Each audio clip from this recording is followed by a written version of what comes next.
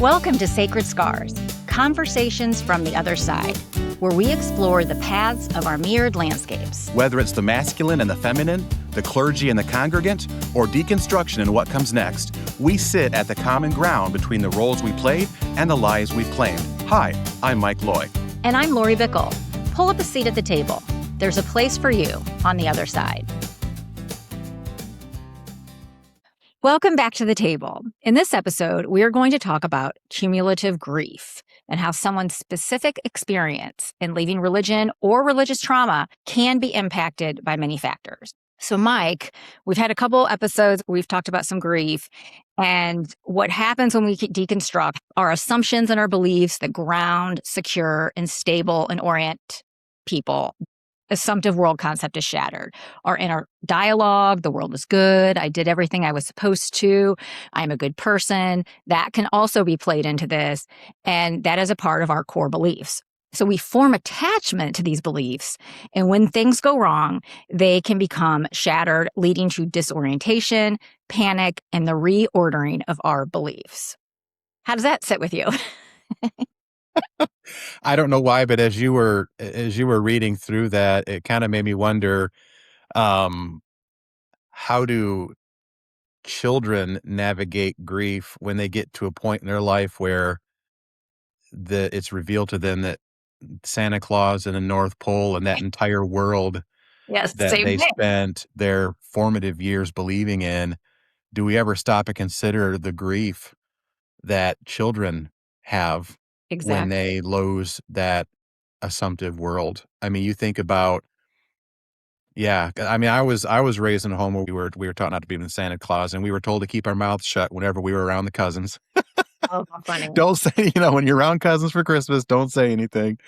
But I just wonder, there's probably a lot of parallels there, and what kind of a grief management or help children may need or live with. I mean, that's unprocessed grief. How many kids live with that all their life and never stop taking Right. time to mourn that Well, there's a loss? lot of things that, I mean, as you grow and as we become out of our childhood thought patterns, there's Yeah, a lot of things that shift and we aren't given any time to grieve. And so then, yeah, but isn't part of some of the things in deconstruction too, is like you had this belief for your whole life and then you realize, oh my God, I'm an adult, I'm 40, I'm 50, and yeah, I believe this. And I yeah. had this thought process. I have talked to many people who feel this way, that this elementary view is what you sometimes see as you feel it was after you're on the other side, and you can beat yourself up for feeling it for all those years. This whole Yeah. worldview you had is just shattered from deconstruction to, as you said, as children change and grow and become more aware of who real life. That's interesting too, to think about it that way, because I think about, so a couple things. Part of my deconstruction, even as pastor, I began to teach this concept of preterism. I'm not sure if you're familiar with that term or not. So, in the realm of fundamentalism, and I think a lot of other conservative circles similar to ours, there's this belief that Jesus is going to come again soon, that Jesus is coming Yes. back. And all of the apocalyptical language in scripture is tied to something that was going to happen thousands of years into Jesus and the disciples' future. The concept of preterism, though, is understanding the apocryphal language, framing the apocryphal language within the destruction of Jerusalem that was going to take place in AD 70, about 40 some years after Jesus' time. And so when you look through the book of Revelation and then you look back at the fall of Jerusalem, you're like, wow, all of this lines up perfectly with that historical narrative. And so you come to this conclusion that, wait a second, Jesus wasn't talking about, some tribulation and apocalypse that was going to happen 2,000 years into the future when you and I are alive, but it was in reference to the eventual fall and destruction of Jerusalem and the entire Jewish world structure and religion and sacrificial. I mean, their entire world came to an end around AD 70. And so there's so many things that align with that. And so there's this teaching, preterism, and I think it refers to, like, as opposed to futurism, as preterism, pre, and this idea Oh. that was in reference to a lot of poetic language in reference to what took place during the end of the Jewish era in AD 70 with the destruction of their city and whole religious system. So in believing that, you then come to the conclusion, wait a second, Jesus is not going to come back and fix this world in a way that we thought he would. And so you realize there was a lot of, you look back now, a lot of existential crises that I was witnessing within our congregation of people entertaining the thought or really beginning to understand, oh, Jesus is not coming back. Why am I here? What am I going to do next? I saw that play out. There was a lot of grief there. There was a lot of grief there. And then coming to the end of my pastoral career and understanding, come to the realization that I've been nothing more than a snake oil salesman, that, Mm. charlatan that's been peddling snake oil for a completely made up sin sickness, processing that whole thing and realizing, wow, how stupid have I been in believing this? And then you go back and you think about, wow, I used to believe in talking snakes and talking donkeys, and that the whole earth stood still for one whole day without throwing everybody off, the planet with the way it spins and gravity and science, and all that kind of stuff, and all of the other crazy nonsensical stories. And then two, when you're trying to reconcile the God of the Old Testament versus the way God is depicted through Jesus in the New Testament, and how it's like there's between night and day. In essence, it's a bipolar God. And so you are constantly trying to perform, hermeneutical gymnastics to make Mhm. all of that fit. And then when you get to the other side and you walk away, you're like, yeah, that really didn't fit. I don't know why I spent all my time thinking it would. And then, of course, the whole concept of hell, trying to wrap your mind around, well, how does that work? Because, am I a physical being in hell? Am I a spiritual being in hell? Physical without a body? And I just, and then understanding, wrap your mind around eternal, punishment and all of that. And there's just so much there that you're You like, just gave a lot. And when you first started talking, like, my first year of deconstruction was coming to terms that Jesus wasn't the Son of God. So that, oh, so that comes into being that yeah, I'm not going to go to heaven. The Bible isn't true. There was I can't remember exactly because I read this many years ago, but there was some kind of like congregation of all these pastors in the early 1990s, and they would put beads, or scholars, maybe it was, like white, red, pink, to say if they thought parts of the Bible yeah, were real. I mean, I'm going from memory from years ago, but like most people put like red. What Jesus didn't really say it. Most of the people didn't even think the book of John, which was the one of my favorite books of the Bible, wasn't even like Jesus's words. So yeah. that assumptive world collapse, the shattering of that was just so that was where my anger and the beginning of my anger came in. I would stay up nights pacing my house, like when I first started to deconstruct, and then like a year later, I kind of like pushed it away and didn't really like face it. And this one day I woke up and I'm like, he isn't. And then the anger and the loss, that's when the deconstruction journey really happened. Once I started to go, this wasn't even true. Wow. Yeah. So, and then you listed a whole bunch of other things. And so that's the reason why I can't go to when I tried other more liberal churches per se, I'm like, they're still talking about the Bible and Jesus, and I just couldn't Yeah. hear them anymore. It's Yeah. hard. Yeah. Yeah.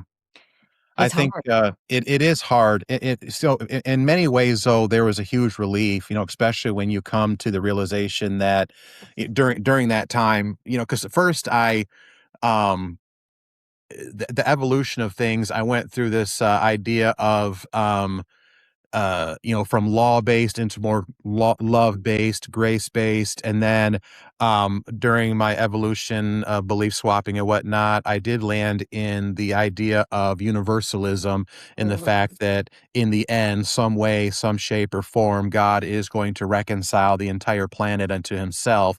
So even if you slipped into eternity without saying the sinner's prayer, God's still not going to give up on you. And you will have additional chances beyond this life to finally, accept him. And I tell you what, just a little side note, that evolution in our belief could not have come at a better time, because it was shortly before that, shortly after coming into that realization, that my wife's father began to get really, really, really sick, and his, in essence, he was on his deathbed, and I could not imagine if that had happened even a year prior, Mhm. my wife would have been so unconsolable, whatever that word was. There was no way I would have been able to comfort my wife in her belief in her dad spending eternity in hell. You know what I'm saying? I couldn't even Right. fathom that. And so, because, in religion, we spent countless times pleading with him, begging with him, trying to Oh, get him yeah. to, you know what I'm saying? Oh, yeah. And so now we did later find out, though, and I think that um there was a situation where my wife's mother's pastor, I think, had a conversation with her dad, like, I think within days before he finally went, and he was able to offer some consoling words to my mother-in-law, that the pastor believed that he had said the right words and had the right belief system in place to guarantee his spot in heaven. So that brought comfort to my mother-in-law. So whatever force was at work at the time, it definitely met my mother-in-law where she was in that moment, and bringing some semblance, some comfort that her husband is not burning in hell to this day. But again, that whole worldview there, yes, there is a lot of loss, because then the questions would always pop up. Well, then where's Hitler? Where's Hitler today? That's the first Exactly. thing that well, where's Always. Hitler today? You mean that Hitler is having coffee with my sweet old grandma this morning in heaven? You know what I mean? Because You he know, said, "I'm sorry," or he believed in Jesus, like, that's Right, the part right, always. right. Or I'm sorry. or but well, their thought was is that no, because if God is reconciling everyone to themselves, Uh, Hitler was, you know what I mean? So all those people, Hitler and the Manson brothers or whatever, and right. all, what I'm saying, all those people that we are so True glad and evil. relieved are burning in hell because they deserve it. Now Mhm. that hell, you've taken hell away from us, where are these people at right now? So there's Correct. a lot of cognitive dissonance, because in one way you are relieved that your Catholic grandmother is in heaven, because as Baptists, all Catholics are going to hell. So, Well, as Catholics, all Baptists are going to hell, so there you go. right. So again, you think about again the liminal space, where two things exist at once. You are so relieved, that hell teaching has gone away, but at the same time, you grieve its loss too, because all the people that you thought deserved to be there, now you're like, well, now what? So, Yeah. yeah, The interesting part about this conversation is this piece of the conversation was so early in my journey. This was like 2021, yeah, 20, and so I haven't really addressed it in a while, because you move through different pieces in the deconstructive journey. So, yeah. and that brings us to the next topic of cumulative grief. So when we experience more than one loss in a short amount of time, or we experience the suffering of a secondary loss before the initial loss is like processed and moved on, and then new losses just continue to add up. And within the deconstructive journey, certain people have a number of things that they're addressing beyond deconstruction of the beliefs. For example, you have specific religious and spiritual affiliations: evangelical Christian, Mormonism, Islam, New Age spirituality. And as we've talked about, we've moved through several of those. Yeah. Um, Gender could be on top of it. Women sometimes have issues. You're suffering from it as being a man from the patriarchal view that you had, like that affects you. Ethnicity, nationality, age, and generation, race, LBGTQ. That's a big one. Yeah. We know many people in our space who are dealing with that piece. So socioeconomic class, personality type, life experiences. Like I deconstructed, had a divorce, had job losses, moved, and I never really recovered from one, and I'm getting the next one. And for you, I know that you've talked about you were a pastor where your income went away, and I mean, your career and your belief system. So when you have all these cumulative losses on top of each other and you never have any time to heal from them, we just want to basically bring this up to just say, acknowledge it. Like there's sometimes multiple things are happening. I read a book, I can't remember the name of the author, but it's called Life in Transitions. And he calls it a lifequake when you have several of these life losses at the same time. And I thought that was a great way of saying it because I was definitely experiencing a lifequake for several years. Yeah. I think too, in this as well, is that it's almost like there's a moment in this too where you're kind of standing in this gap between a world that should or should not have happened versus the world that you were forced to live in. And so this idea that I should, as a 5-year-old boy, I should not have been threatened with the idea of being tortured in hell for all eternity because I was, brought into this Yes, world a wicked sinner. correct. And then you look at other children that were much luckier and didn't have to go through that, or a world where you should or should not have been emotionally abused, spiritually abused, physically abused, or whatnot, and you were forced to live in a world where that did happen. I'm saying, and so now as you look back, you're like, when you come to terms with this fairy tale and this belief system and all of that kind of stuff, and you're like, that shouldn't have happened to me. And I should not have done those things in the name of Jesus, because of my own belief system and the religious trauma that not only I experienced, but the religious trauma I caused. You think about a world where that should not have happened, but unfortunately, I was forced to grow up and live in that kind of world. And so then there's an element of grief as you Mhm. look at a world that should have happened or should not have happened, but yet you were forced to live in its exact opposite. And so even navigating through that as well, because that's an entire life lost of the shoulds and should not. Exactly. And that's the whole point where there's the intersectionality, and I learned this for the first time when I went through the certification, and I was like, of no wonder the layers of grief and loss felt so deep because there's so many things that happen with it. I mean, the purity culture, for example, and fundamental Christian, and in Mormonism, we know they have that.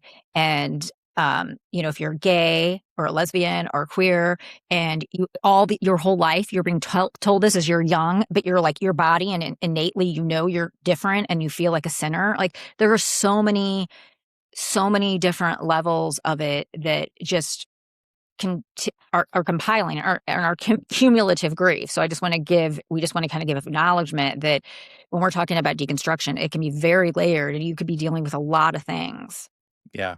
Yeah. a lot of Yeah. issues. Especially when you look back, even too, when you look back at all the things that maybe you missed out on, Yeah. because of the environment you grew up on. I didn't get to have my first dance with my wife because dancing wasn't allowed. So, at our wedding, there was no dancing allowed, no alcohol allowed. You think about a lot of firsts that you experience throughout life, Mhm. first this, first that. But for us, they're nevers. You think that you miss out on. And then two, if you and I know there's other people in our circle that have had it much worse as far as their religious upbringing and understanding was concerned. But you think about sacrificing your entire life for the ministry, and so you know, I didn't get a chance to build up any savings. I didn't get a retirement. Two homes were foreclosed on because of the ministry. I've had two homes foreclosed on because of ministry related things. Had to file Chapter 13 bankruptcy once because of religion and all the money and the time that I sacrificed for the religion at that time.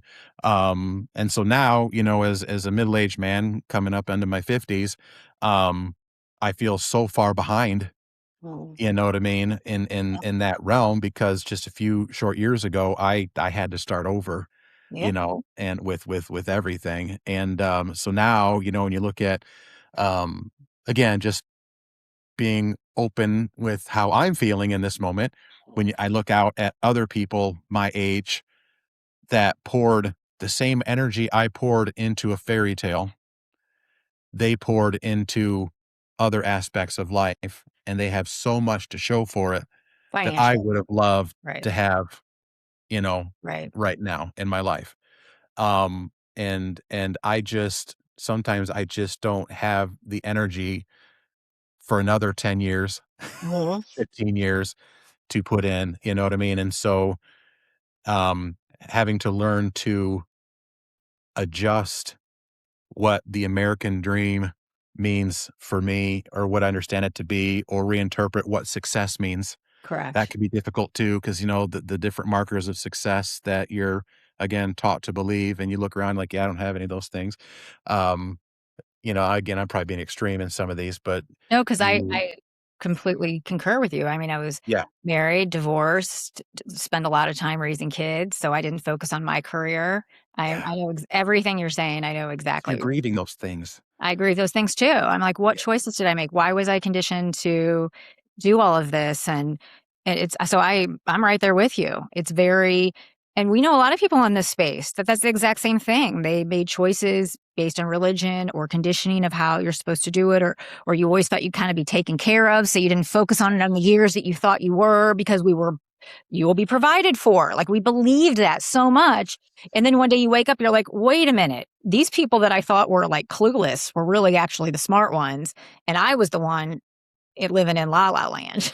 yeah, And yeah, that is definitely a shattering of an assumptive world, big time. yeah. And it took me years. I mean, it sounds like we're both kind of still processing it.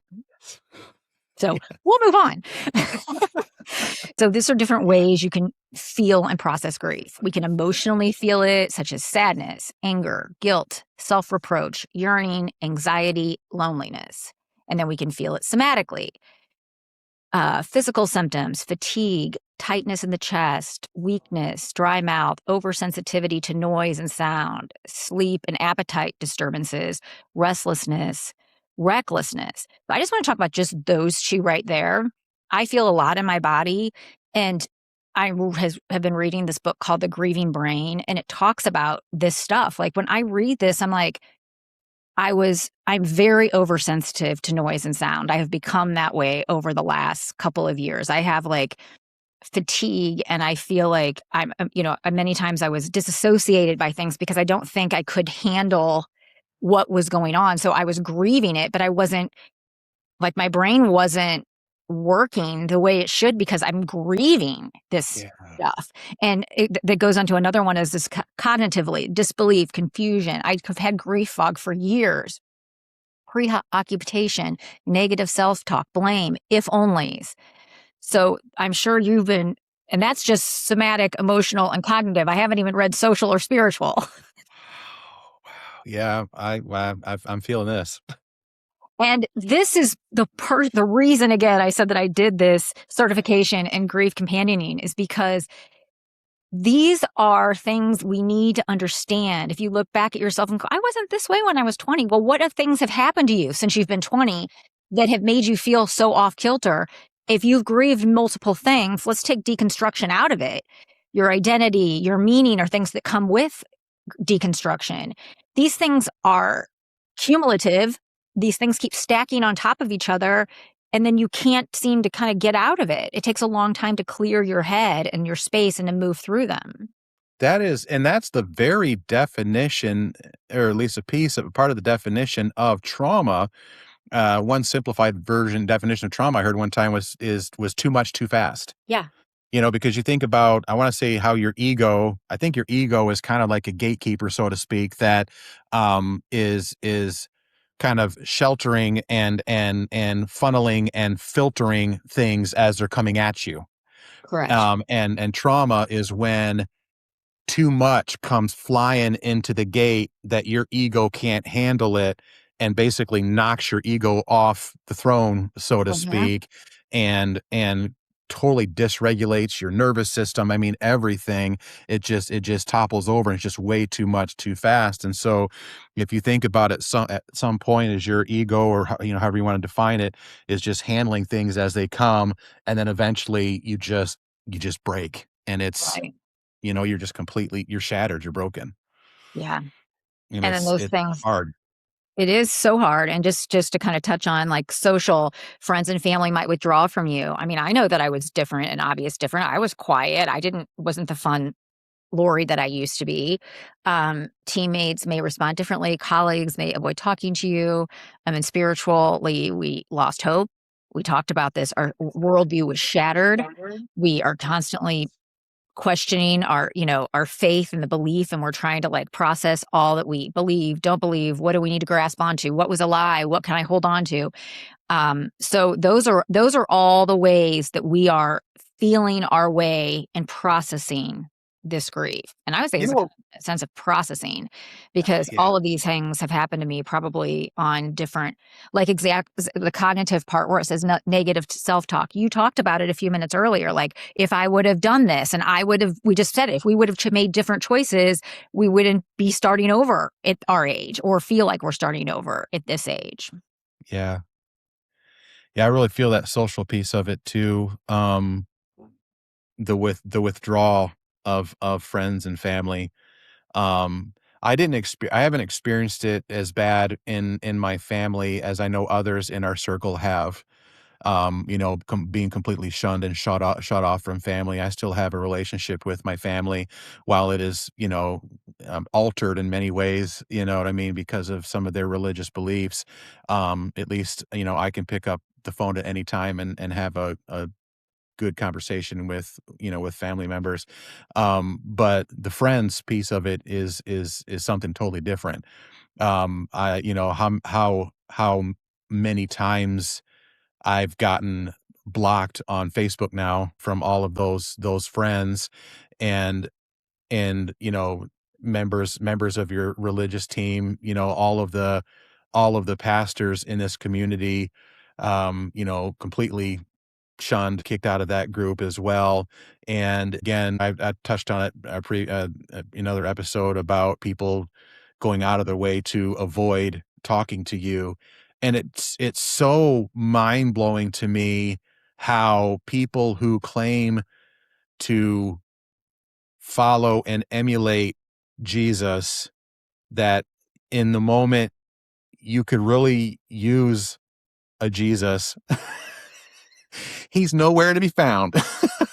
Ain't no love like Christian hate, or ain't no hate like Christian I love, or that's however that saying my goes. biggest issue is the hypocrisy. So, Yeah, and that's another grief too, because you're like, I mean, maybe it's a confirmation. Okay, I did make the right decision, because when I really needed this religion to work, when I really needed the compassion and love that this religion peddles and advertises, it didn't come through for me, and which is, I think, maybe confirmation I made the right decision, because correct. when the true colors were revealed, when I really could have used or needed a Jesus figure in that moment of crisis. And it's like, again, think about, and this is what sucks too, think about reciprocity. I can't even get that word right.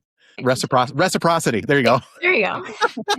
Yeehaw. The uh when you spent your entire life reaching out to people who fell off the wagon, and reaching out to the prodigal sons and daughters whenever they wandered, you spent your entire life looking after those that wandered and strayed and fell away. And then in your moment of exit, nobody reaches out. How are you doing, Mike? Let's talk. You just don't get that. They write you off, Then so you have bad. all this shame that comes with it. Then you get accused of, um, this has been a big one.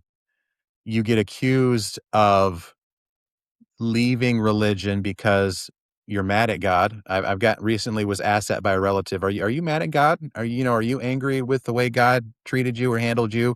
And of course, I proceeded to let that person know that no, it's my pursuit of the truth digging deep and want to understand the truth. Another person accused me of wanting to prove my religion wrong. That's why you studied the Greek and the Hebrew and all of that, because you wanted to prove it wrong. And again, I had to set them straight. And then another big one I hear is you left the church so that you could live a life of sin. Yeah. Because as long as you're in church and under the power of the Holy Spirit and all this kind of stuff and conviction and that, you left and so that you could sin. And that hurts even more as well, because it's like how quickly, because you were always, when you were in it, you were always the guy that was praised for studying and presenting the Greek and the Hebrew and the context and audience relevancy and all of that. You were the source of wisdom, and then it's like their perception of you is so quick to change, Mm. and all of a sudden they go from that to assuming you just one night woke up and said, "You know what? I just want to sin.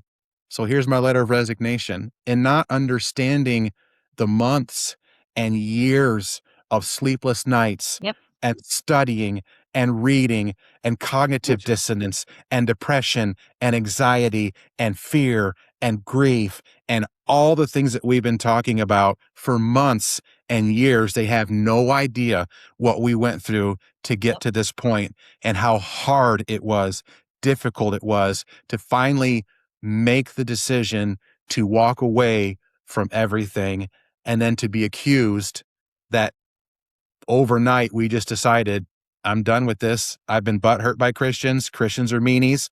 I'm mad at God and I want to sin. So I'm done with religion. Right.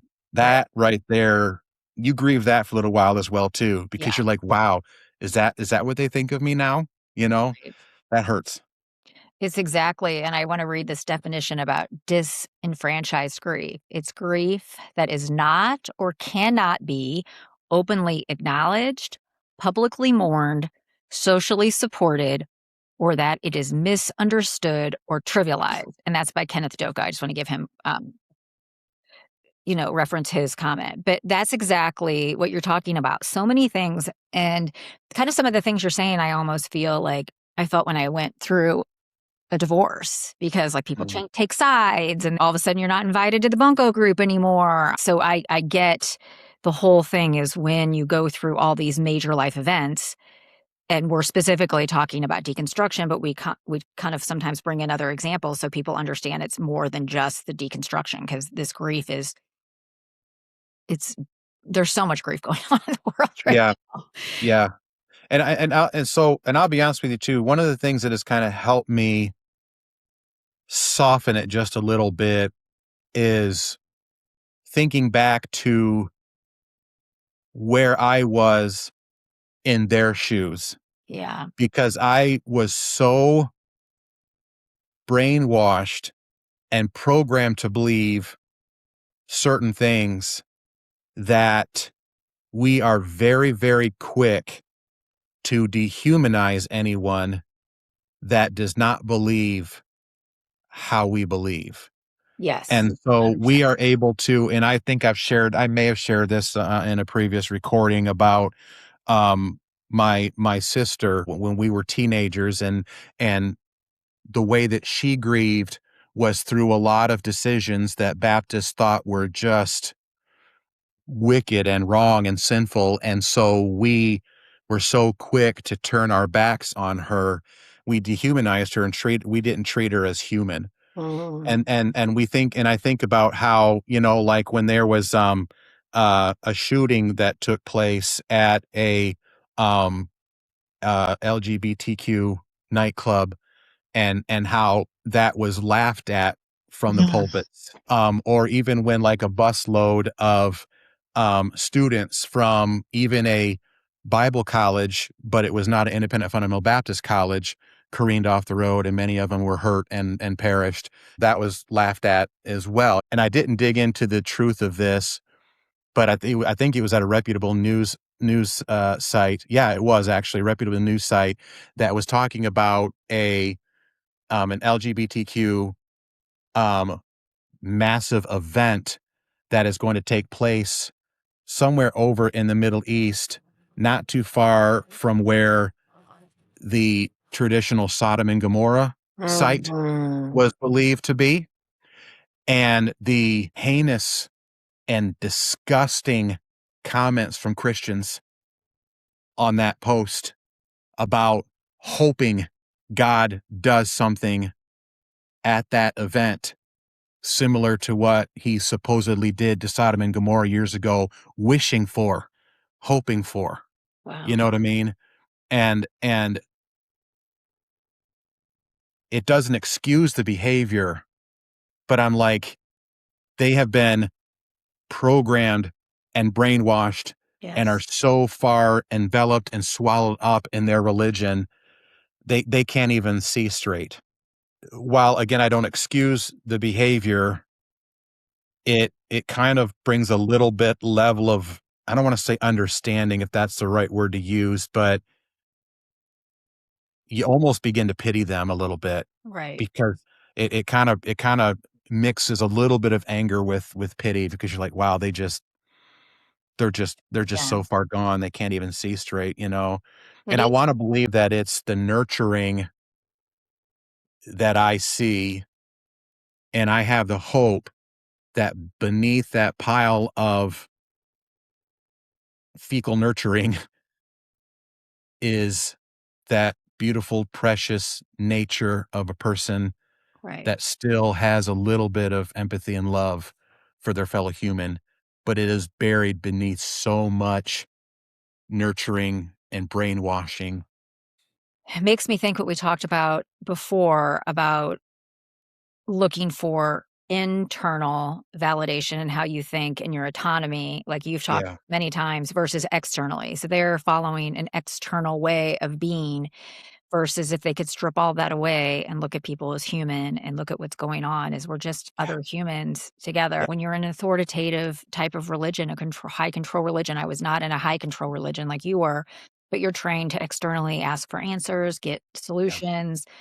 And once that kind of peeled away and we started trusting our inner voice, which we're told never to trust, but now we are trusting it, we yeah, can see what's going on, yeah, yeah, these and I things. think that the more that we become in tune with our own humanity, and we begin to see ourselves as human again, Yeah. I think that we can look past the, uh the disgusting outward behavior and see that somewhere buried beneath that is a pure and precious, wonderful human being that perhaps is screaming to get out, Yep.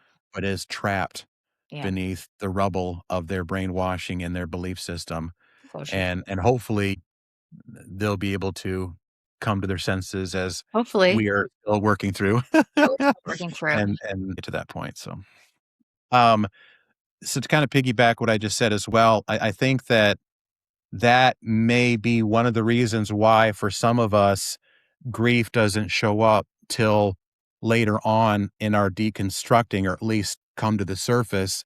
Because I want to share a quote that I had found not too long ago that kind of brought some context to this. I don't know who said it, but the quote says, "Grief is optional in this lifetime.